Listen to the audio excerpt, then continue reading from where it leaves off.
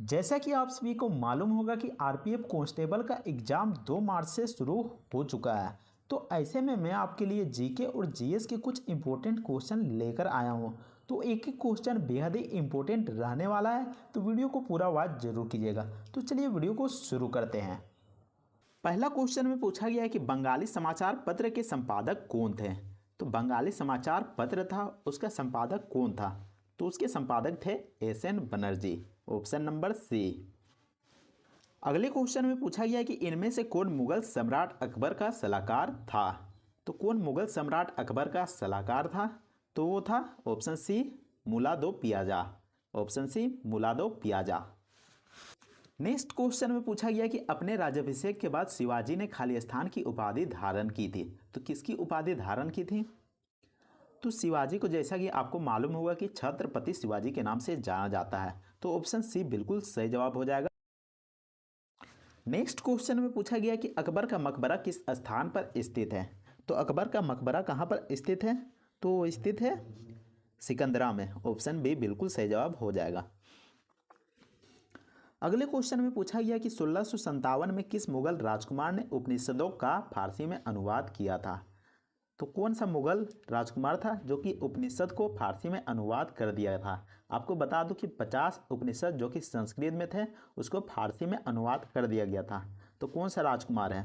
तो यहाँ पर दे सकते हैं दारा सिकोह। बिल्कुल सही जवाब हो जाएगा। Option number B. अगले क्वेश्चन में पूछा गया कि अकबर ने अपना इबादत खाना कहाँ पर बनाया था।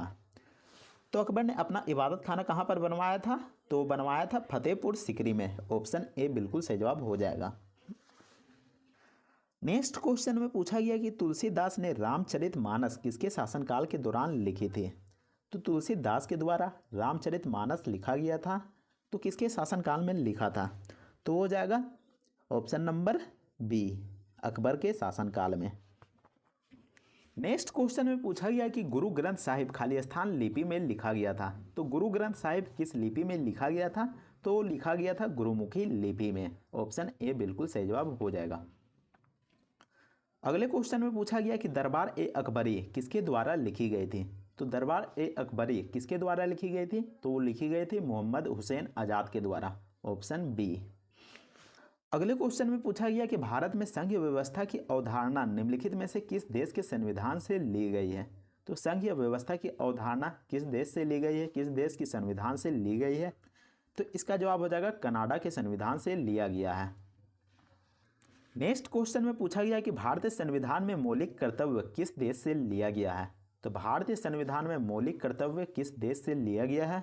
तो इसका जवाब हो जाएगा रूस से लिया गया है। Option B. नेक्स्ट क्वेश्चन में पूछा गया कि भारतीय संविधान के आपातकालीन प्रावधान किस देश के संविधान से प्रभावित है।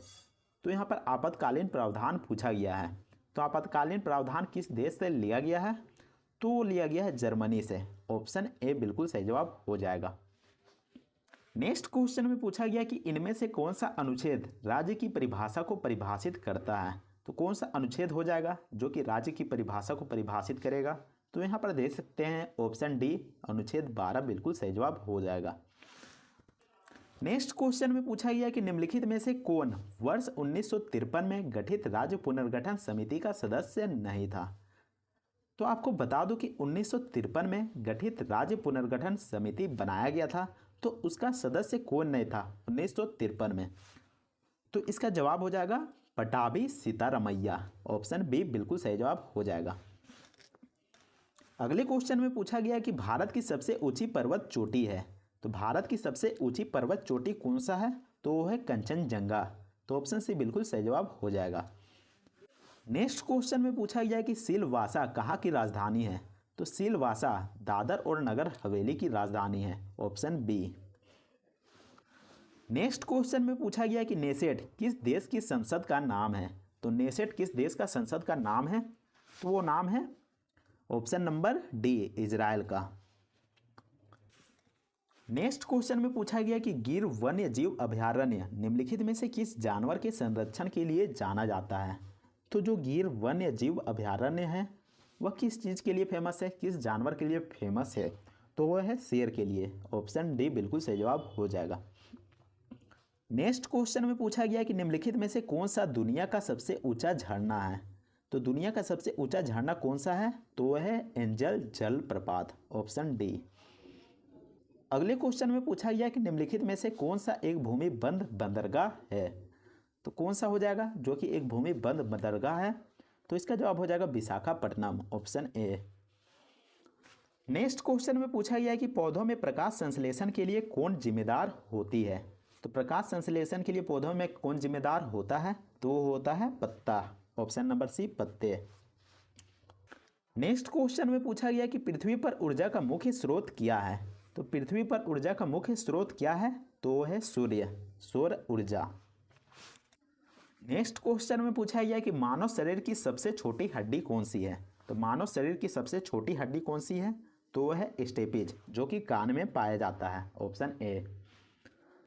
नेक्स्ट क्वेश्चन में पूछा गया है कि कोशिका में राइबोसोम का मुख्य कार्य क्या है। तो राइबोसोम का मुख्य कार्य क्या है कोशिका में, तो वो है प्रोटीन संश्लेषण, ऑप्शन नंबर ए। अगले क्वेश्चन में पूछा गया कि भारत के नियंत्रक और महालेखा परीक्षक की नियुक्ति कौन करता है। तो कौन करता है, तो वो करता है ऑप्शन नंबर ए, भारत के राष्ट्रपति। नेक्स्ट क्वेश्चन में पूछा गया कि किस सदन का अध्यक्ष उस सदन का सदस्य नहीं होता है।